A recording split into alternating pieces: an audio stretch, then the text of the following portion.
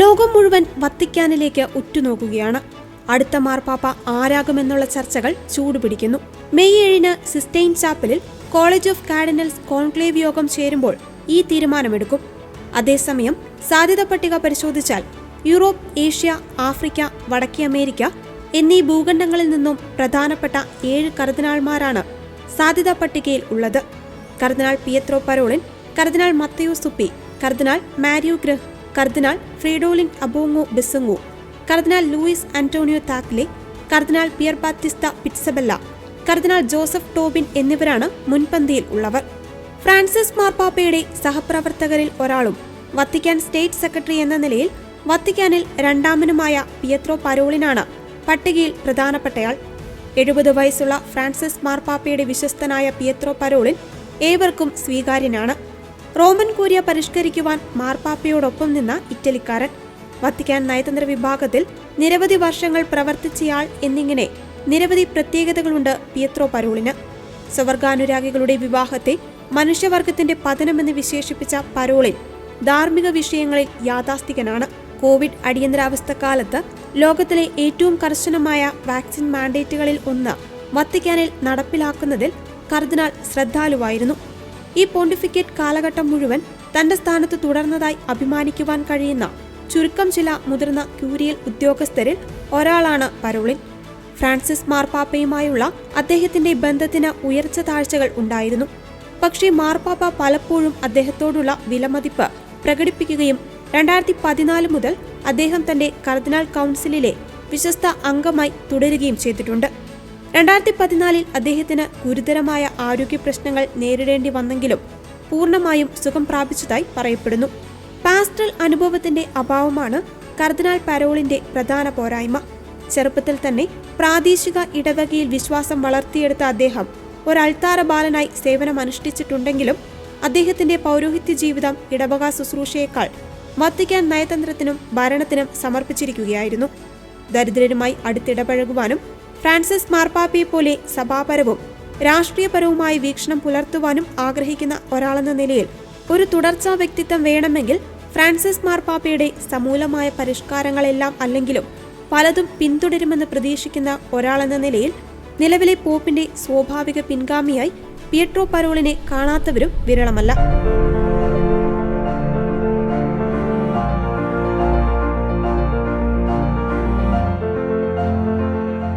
ഇറ്റലിയിലെ ബൊളോഞ്ഞോ മെത്രാപ്പോലിത്തയായ മത്തയോ സുപ്പിയാണ് സാധ്യതാ പട്ടികയിലുള്ള രണ്ടാമത്തെയാൾ. Italian bishop പദവിയിൽ അതിവേഗം ഉയർന്നുവരുന്ന ഒരു വ്യക്തിത്വമാണ് കർദിനാൾ മത്തയോ മരിയ സുപ്പി. നയതന്ത്ര പശ്ചാത്തലമുള്ള ഇറ്റലിക്കാരനായ ഇദ്ദേഹം യുക്രൈൻ യുദ്ധത്തിൽ മാർപ്പാപ്പയുടെ സന്ദേശവാഹകനായിരുന്നു. ഫ്രാൻസിസ് മാർപ്പാപ്പയെ പോലെ പ്രോട്ടോകോളിലും ചട്ടങ്ങളിലും വിശ്വാസമില്ലാത്ത മത്തയോ സുപ്പി ഇറ്റാലിയൻ ബിഷപ്പ് കോൺഫറൻസിന്റെ പ്രസിഡന്റ് കൂടിയാണ്. കുടിയേറ്റക്കാർക്കും ദരിദ്രർക്കും വേണ്ടി ശബ്ദമുയർത്തുന്ന സുപ്പി ലാളിത്യവും അനാഡംബരതയും കൈമുതലാക്കിയ വ്യക്തിത്വമാണ്. ഇടതുപക്ഷ രാഷ്ട്രീയ വിഭാഗത്തിൽപ്പെട്ട ഒരു ഇറ്റാലിയൻ പുരോഹിതനായ അദ്ദേഹം ഫ്രാൻസിസ് മാർപ്പാപ്പയുടെ പാരമ്പര്യം തുടരുവാൻ സാധ്യതയുള്ളവരിൽ പ്രധാനിയാണ്.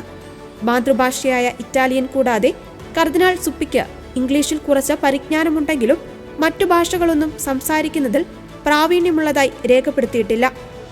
ആധുനിക ലോകവുമായി നിരന്തരം ഇടപഴകുവാനും കൗൺസിലിൽ സഭയ്ക്കായി ആഗ്രഹിക്കുന്ന ആഴത്തിലുള്ള മാറ്റം നടപ്പിലാക്കുവാനും ശ്രമിക്കുന്ന ഒരാളെന്ന നിലയിൽ മത്തയോ സുപ്പി പത്രോസിന്റെ പിൻഗാമിയായി കണക്കാക്കപ്പെടുന്നുണ്ട്. അതോടൊപ്പം ദരിദ്രരെയും പാർശ്വവൽക്കരിക്കപ്പെട്ടവരെയും കുറിച്ച് ആജീവനാന്ത കരുതലുള്ള കർദിനാളാണ് മത്തയോ സുപ്പി. ഫ്രാൻസിസ് മാർപ്പാപ്പ ആർച്ച് ബിഷപ്പായി നിയമിക്കുകയും കർദിനാളായി നിയമിക്കുകയും ചെയ്ത മത്തയോ സുപ്പി ഈ പൊണ്ടിഫിക്കേറ്റിന്റെ ദർശനം പാലിക്കുന്നതിൽ പ്രതിജ്ഞാബദ്ധനാണെന്ന് തെളിയിച്ചയാളാണ്. ഫ്രാൻസിസിന്റെ അപ്പസ്തോലിക പ്രബോധനമായ ഇവാഞ്ചലിക് ഗൗഡിയം മുതൽ 2019 അബുദാബിയിൽ ഒപ്പുവെച്ച മനുഷ്യ സാഹോദര്യത്തെക്കുറിച്ചുള്ള പൊണ്ടിഫിക്കേറ്റിന്റെ സെമിനോലും വിവാദപരവുമായ മതാന്തര രേഖയും ഇതിൽ ഉൾപ്പെടുന്നുണ്ട്. നിരവധി വത്തിക്കാൻ സെനഡുകളിൽ അദ്ദേഹം പങ്കെടുത്തിട്ടുണ്ട്. കർദിനാളിന്റെ പരിശുദ്ധ അമ്മയോടുള്ള ഭക്തിയും സ്നേഹവും അളവറ്റതാണ്. ബുദ്ധിമാനായ ഒരു പുരോഹിതനായി വേണം മത്തയോ സുപ്പിയെ കാണാൻ. ആധുനിക ലോകത്തിന്റെ സങ്കീർണതകളെ നേരിടുവാൻ ഇത് അദ്ദേഹത്തെ പ്രാപ്തനാക്കുന്നുവെന്നാണ് കർദിനാളിന്റെ അനുയായികൾ പറയുന്നത്.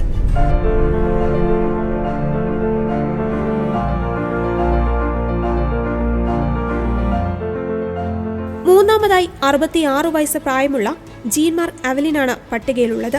ഫ്രാൻസിസ് മാർപ്പാപ്പയുടെ പ്രിയപ്പെട്ട കർദിനാളായി കരുതപ്പെടുന്ന കർദിനാൾ ജീൻ മാർക്ക് നോയൽ അവലിൻ കുടിയേറ്റത്തിന്റെയും മതാന്തര സംഭാഷണത്തിന്റെയും വിഷയങ്ങളിൽ വിശാലവും സൗഹൃദപരവുമായ സമീപനം പുലർത്തുന്ന പുരോഹിതനാണ്. ഫ്രാൻസിലെ മാഴ്സസെ മെത്രാപ്പോലിത്തയായ ഇദ്ദേഹം ജനകീയനും നർമ്മഭാഷിയുമാണ്. 2023 മാഴ്സയിൽ നടന്ന അന്തർദേശീയ മെഡിറ്ററേനിയൻ കോൺഫറൻസിന്റെ മുഖ്യ സംഘാടകനും കർദിനാൾ ജീൻ മാർക്ക് ആയിരുന്നു. സഭയ്ക്കുള്ളിൽ വിവാദങ്ങൾക്ക് കാരണമായേക്കാവുന്ന ഏറ്റവും വിവാദപരമായ ചില വിഷയങ്ങളിൽ പ്രധാനമായും സ്ത്രീകളുടെ പൗരോഹിത്യം, പുരോഹിത ബ്രഹ്മചര്യം ചോദ്യം ചെയ്യൽ എന്നീ വിഷയങ്ങളിൽ കർദിനാൾ അവലിൻ ജാഗ്രത പുലർത്തുന്ന മനോഭാവമാണ് സ്വീകരിച്ചിട്ടുള്ളത്. സെൻസിറ്റീവായിട്ടുള്ള വിഷയങ്ങളെക്കുറിച്ച് സംസാരിക്കുവാനോ തന്റെ രാഷ്ട്രീയ ചായ്വുകൾ വെളിപ്പെടുത്തുവാനോ അദ്ദേഹം ഇഷ്ടപ്പെട്ടിട്ടില്ല. ഫ്രാൻസിസ് മാർപ്പാപ്പയുടെ ഭരണകാലത്ത് ഉയർന്നുവന്ന വിഷയങ്ങളിൽ മതാന്തര സംഭാഷണം അല്ലെങ്കിൽ കുടിയേറ്റക്കാരെ സ്വാഗതം ചെയ്യൽ തുടങ്ങിയ വിഷയങ്ങളിൽ ആക്രമണാത്മകമായ തീവ്രവാദം പ്രകടിപ്പിക്കാതെ ഒരു ലിബറൽ വ്യക്തിയായി കാണപ്പെടാനാണ് ജീൻ മാർക്ക് അവലിൻ ആഗ്രഹിച്ചത്. പ്രായം കൂടി കണക്കിലെടുക്കുമ്പോൾ മാർപ്പാപ്പ ആകുവാനുള്ള സാധ്യത തള്ളിക്കളയുവാനും ആകില്ല. 14-ാം നൂറ്റാണ്ടിന് ശേഷം ഫ്രാൻസിൽ നിന്നും മാർപ്പാപ്പ ഉണ്ടാകുമോ എന്ന ആകാംക്ഷയിലാണ് എല്ലാവരും.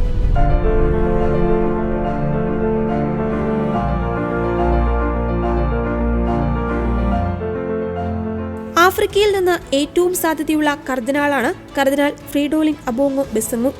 ശബ്ദമില്ലാത്തവർക്കും ദരിദ്രർക്കും വേണ്ടി നിർഭയമായി രാഷ്ട്രീയത്തിൽ ഇടപെടുന്ന ബെസങ്ങു സാമൂഹിക നീതിക്ക് വേണ്ടി നിലകൊള്ളുന്ന ആവേശഭരിതനായ പ്രവാചകനാണ്. നിലവിൽ republic of കോങ്കോയിലെ Kinshasa arch ബിഷപ്പാണ് cardinal ബെസങ്ങു.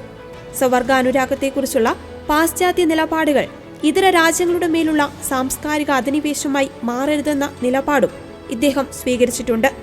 Sentinel എന്ന് സ്വയം വിശേഷിപ്പിക്കുന്ന കർദിനാൾ സർക്കാരിനെതിരെ തുറന്ന വിമർശനങ്ങളാണ് നടത്തിയിട്ടുള്ളത്. നവകൊളോണിയലിസം, കോങ്കോയുടെ പ്രകൃതി വിഭവങ്ങളുടെ ചൂഷണം, സാമ്പത്തിക അസമത്വം, അഴിമതി, പരിസ്ഥിതി സംരക്ഷണം എന്നിങ്ങനെ രാഷ്ട്രീയത്തിന്റെയും സാമൂഹിക നീതിയുടെയും വിഷയങ്ങളിൽ കർദിനാൾ അബോങ്ങയ്ക്ക് വ്യക്തമായ കാഴ്ചപ്പാടുണ്ട്. എന്നാൽ അദ്ദേഹത്തിന്റെ ചിന്താഗതി പലപ്പോഴും കുഴഞ്ഞുമറിഞ്ഞതും പരസ്പര വിരുദ്ധവുമായി തോന്നാം. അദ്ദേഹം കത്തോലിക്ക സ്വത്വത്തെ പ്രതിരോധിക്കുകയും ദൗത്യത്തിന്റെ പ്രാധാന്യത്തെ അടിവരയിടുകയും ചെയ്യുന്നു. എന്നാൽ പ്രൊട്ടസ്റ്റന്റുകാർ പ്രൊട്ടസ്റ്റന്റായി തുടരുന്നതിലും മുസ്ലിങ്ങൾ മുസ്ലിങ്ങളായി തുടരുന്നതിലും സംതൃപ്തനാണ്. കൂടാതെ രക്ഷയ്ക്ക് സ്നാനം ആവശ്യമില്ലെന്നും സൂചിപ്പിക്കുന്നുണ്ട്. സഭയുടെ ഭാവിയിലേക്കുള്ള താക്കോൽ സിനഡാലിറ്റിയാണെന്നാണ് അദ്ദേഹം വിശ്വസിക്കുന്നത്. ആഫ്രിക്കയ്ക്ക് സഭയ്ക്കും ലോകത്തിനും എന്ത് നൽകാൻ കഴിയുമെന്നതിലും കർദിനാൾ അബോങ്ങയ്ക്ക് ഉറച്ച വിശ്വാസമുണ്ട്. സംസ്കാരത്തിന്റെയും സൈറിയൻ ആചാരത്തിന്റെയും ശക്തമായ വക്താവാണ് അദ്ദേഹം. അതേസമയം തന്റെ മാതൃരാജ്യത്തിനും സുവിശേഷവൽക്കരണം ആവശ്യമാണെന്നും കർദിനാൾ ബെസങ്ങു വിശ്വസിക്കുന്നു.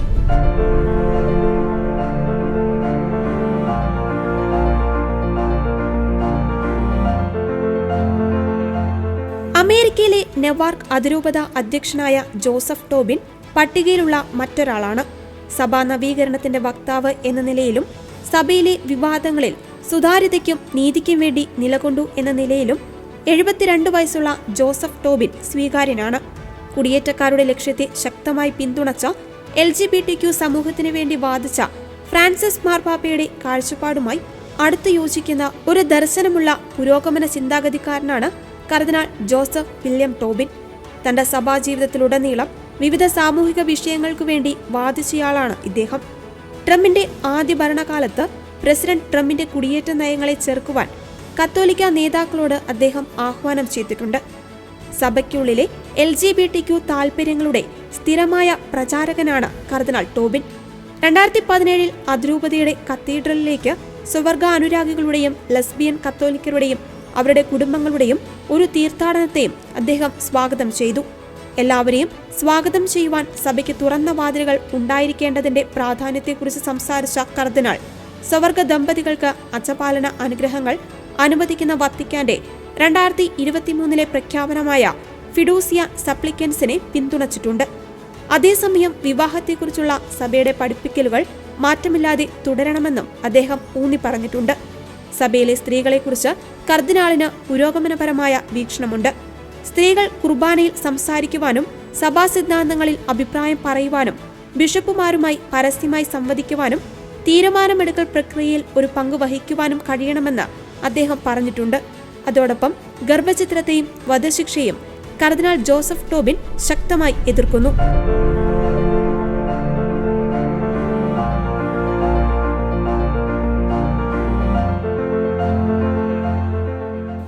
കുടിയേറ്റക്കാരനായ മതാന്തര സംവാദത്തിന്റെ വക്താവായ പിയർ ബത്തിസ്ത പിറ്റ്സബെല്ല ഏഷ്യയിൽ ഉയർന്നു കേൾക്കുന്ന മറ്റൊരു സാധ്യതയാണ്. ജെറുസലേം ലത്തീൻ പാത്രിയാർക്കീസായിട്ടുള്ള പിയർ ബത്തിസ്ത പിറ്റ്സബെല്ല കൃപ എപ്പോഴും കുരിശിനൊപ്പം വരുന്നു എന്ന് വിശ്വസിക്കുന്ന വ്യക്തിയാണ്. ജെറുസലേമിൽ കർദിനാൾ പദവിയിലേക്ക് ഉയർത്തപ്പെടുന്ന ആദ്യത്തെ ലാറ്റിൻ പാത്രിയാർക്കീസും ഇസ്രായേൽ സംസ്ഥാനത്ത് താമസിക്കുന്ന ആദ്യത്തെ കർദിനാളുമാണ് ഇദ്ദേഹം. ജെറുസലേമിൽ കർദിനാൾ പദവിയിലേക്ക് ഉയർത്തപ്പെടുന്ന ആദ്യത്തെ ലാറ്റിൻ പാത്രിയാർക്കീസാണ് ഇദ്ദേഹം. ഒക്ടോബർ 7 തെക്കൻ ഇസ്രായേലിൽ സംഭവിച്ചത് ഒരു തരത്തിലും സ്വീകാര്യമല്ലെന്നും നമുക്കതിനെ അപലപിക്കാതിരിക്കുവാൻ കഴിയില്ലെന്നും അദ്ദേഹം പ്രസ്താവിച്ചിട്ടുണ്ട്. പിയർ ബാറ്റിസ്ത പിറ്റ്സബെല്ലയ്ക്ക് ഫ്രാൻസിസ് മാർപ്പാപ്പയുമായി നിരവധി സമാനതകളുണ്ട്. പൗരോഹിത്യത്തോട് അദ്ദേഹത്തിന് പുച്ഛവും കുടിയേറ്റക്കാരോടും മതാന്തര സംഭാഷണത്തോടും ഒരു പരിധിവരെ പരിസ്ഥിതിയോടും ആശങ്കയുണ്ട്. എന്നാൽ അദ്ദേഹത്തിന് പ്രധാനപ്പെട്ടതും എന്നാൽ സൂക്ഷ്മവുമായ ചില വ്യത്യാസങ്ങളുണ്ട്. ഫ്രാൻസിസ് മാർപ്പാപ്പയെപ്പോലെ സഭ എല്ലാവർക്കും തുറന്നിരിക്കണമെന്ന് അദ്ദേഹം ആഗ്രഹിക്കുന്നു. പക്ഷേ ഇതിനർത്ഥം അതെല്ലാവർക്കും അവകാശപ്പെട്ടതാണെന്ന് അർത്ഥമാക്കുന്നില്ല എന്ന് അദ്ദേഹം വിശ്വസിക്കുന്നു. സാമൂഹിക നീതി, അവകാശങ്ങൾ, കടമകൾ എന്നിവയുടെ പ്രാധാന്യം അദ്ദേഹം ഊന്നിപ്പറയുന്നുണ്ട്.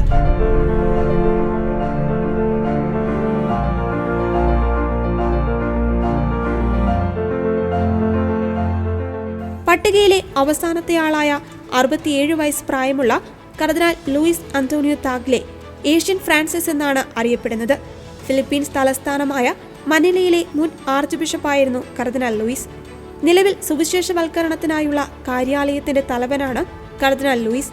കർദിനാൾ ലൂയിസ് അന്റോണിയോ ടാഗ്ലെ ഭാഷാപരമായ കഴിവുകൾക്ക് പേരുകേട്ടയാളാണ്.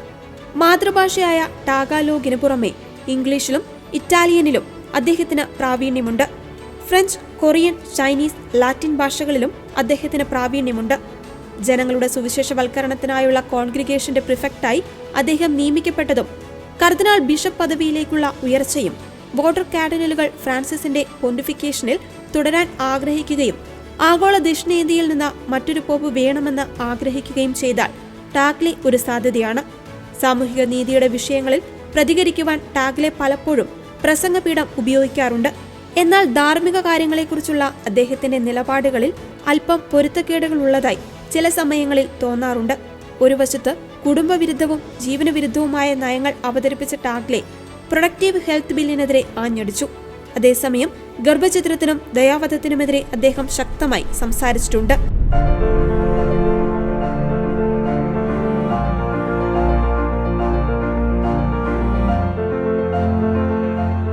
പട്ടികയിൽ ഇവരെല്ലാം ഇടം നേടിയിട്ടുണ്ടെങ്കിലും അന്തിമമായ തെരഞ്ഞെടുപ്പ് പരിശുദ്ധാത്മ പ്രേരിതമാണ്. പ്രവചനങ്ങൾ തെറ്റിപ്പോവുക സ്വാഭാവികമാണ്. അതേസമയം സഭാവൃത്തങ്ങളിൽ ഏറ്റവുമധികം ചർച്ച ചെയ്യപ്പെടുന്നവരാണ് ഈ 7 പേർ.